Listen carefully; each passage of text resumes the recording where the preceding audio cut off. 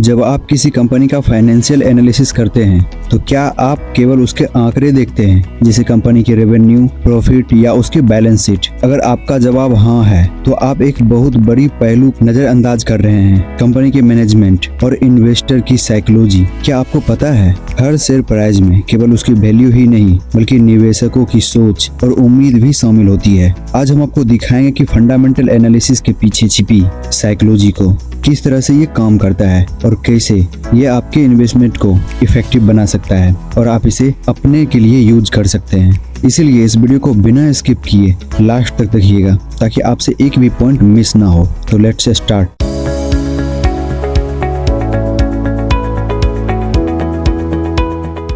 Point number 1, investor expectation in fundamental analysis. जब आप किसी कंपनी का फंडामेंटल एनालिसिस करते हैं तो आप उसके आंकड़े पर विश्लेषण करते हैं, यानी कि उसका एनालिसिस करते हैं, जैसे कि revenue, earning, debt to earning ratio, price to earning ratio.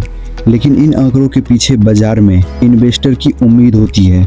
जैसे अगर एक कंपनी के रेवेन्यू में बढ़ोतरी हो रही है तो इन्वेस्टर यह मानने लगते हैं कि कंपनी का भविष्य उज्जवल है और इस कारण से वो उसके स्टॉक्स खरीदने लगते हैं। यह उम्मीद स्टॉक की कीमत को बढ़ाने का काम करता है। रेपुटेशन ऑफ मैनेजमेंट, कंपनी के मैनेजमेंट की छवि का बहुत बड़ा असर पड़ता है। अगर सीईओ या मैनेजमेंट का टीम का ट्रैक रिकॉर्ड अच्छा है तो इन्वेस्टर बिना कंपनी के बाकी फंडामेंटल को गहराई से देखे ही उसमें निवेश कर सकते हैं। ये इन्वेस्टर के भरोसे का परिणाम होता है जिसे साइकोलॉजी के आधार पर समझा जाता है। फ्यूचर ग्रोथ प्रोजेक्शंस, जब कंपनी अपने फ्यूचर ग्रोथ की एक्सपेक्टेशन करती है तो ये सारे चीज अनुमानों पे आधारित होता है। अगर इन अनुमान में इन्वेस्टर को उम्मीद की झलक दिखती है तो वे भारी निवेश करने के लिए प्रेरित होते हैं, लेकिन अगर ग्रोथ नहीं दिखता है तो वो उसमें निवेश नहीं करते हैं, जिससे प्राइस गिरने लगता है। Point number 2, companies stories and market sentiment. Company की कहानी उसके शेयर की कीमत को गहराई से प्रभावित करता है। जैसे अब सोचिए कि एक कंपनी जो कि टेक्नोलॉजी सेक्टर में है और लगातार इनोवेशन पर फोकस कर रही है, भले ही उसके रेवेन्यू अभी ज्यादा ना हो, लेकिन इन्वेस्टर उसे अगली बड़ी चीज के रूप में देखते हैं। वे कंपनी की कहानी से प्रभावित होते हैं। ये कहानी ही होती है जो उन्हें मोटिवेट करती है कि स्टॉक खरीदने के लिए कि स्टॉक ऊपर जाएगी। और हाइप का भी इसमें बहुत बड़ा फैक्टर होता है। मार्केट में किसी भी कंपनी को लेकर बहुत सी अफवाहों का चर्चा होती है। एक छोटी सी सकारात्मक खबर जैसे किसी बड़ी डील का ऐलान या किसी प्रमुख इन्वेस्टर का निवेश सिर्फ आंकड़े नहीं बदलती बल्कि उस कंपनी की कहानी को भी बदल देती है। इन्वेस्टर फिर इसी हाइप में स्टॉक खरीदते हैं, भले ही कंपनी की असली स्थिति वैसे ना हो। इसके उल्टा एक नेगेटिव खबर जैसे किसी स्कैंडल की खबर पूरे बाजार का सेंटीमेंट बदल सकती है। यहाँ केवल आंकड़े नहीं बल्कि साइकोलॉजी भी काम करता है। Point number 3, collective market psychology. अब बात करते हैं मार्केट साइकोलॉजी की, यानी बाजार में सभी इन्वेस्टर की सोच एक साथ असर कैसे पड़ता है इस मार्केट पर। Bull market versus bear market. जब बाजार तेजी में होता है यानी कि बुल मार्केट में होता है तो इन्वेस्टर ज़्यादा रिस्क लेने के लिए तैयार रहते हैं। उन्हें लगता है कि हर कंपनी का स्टॉक बढ़ेगा और इसलिए वे कुछ भी खरीद लेते हैं। इस दौरान में इन्वेस्टर आंकड़ों की वजह से अपनी भावनाओं पर चलते हैं। लालच और उम्मीद उन पर हावी हो जाती है।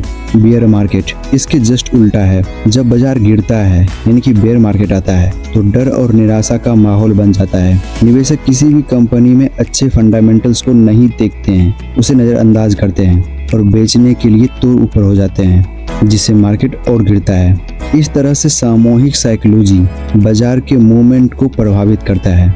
Point number 4, psychology in micro economics. Fundamental analysis केवल कंपनी तक सीमित नहीं होता। माइक्रो इकोनॉमिक फैक्टर जैसे GDP growth, inflation, interest rate, इन सभी को भी ये सब भी इन्वेस्टर के फैसले को प्रभावित करते हैं। लेकिन यहाँ भी साइकोलॉजी की भूमिका बहुत बड़ी होती है। जैसे कि इन्फ्लेशन, अगर बाजार में महंगाई बढ़ रही है तो निवेशक घबराने लगता है।